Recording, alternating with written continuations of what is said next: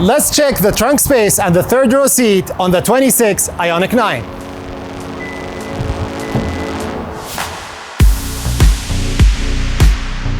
On the all-new Ioniq 9 Calligraphy, you can bring up the third row seat automatically.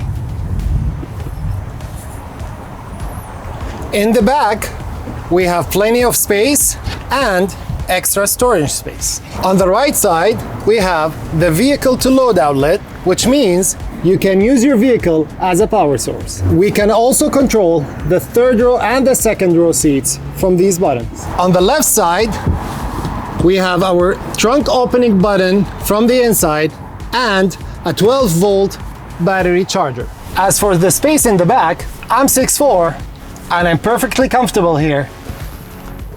And I can control the front seat from here, plus I have 2 cup holders. Your rear passengers can easily get out from here, or they can recline from here. They also get a cup holder, a USB-C charger with 100 watts, and their own AC vents.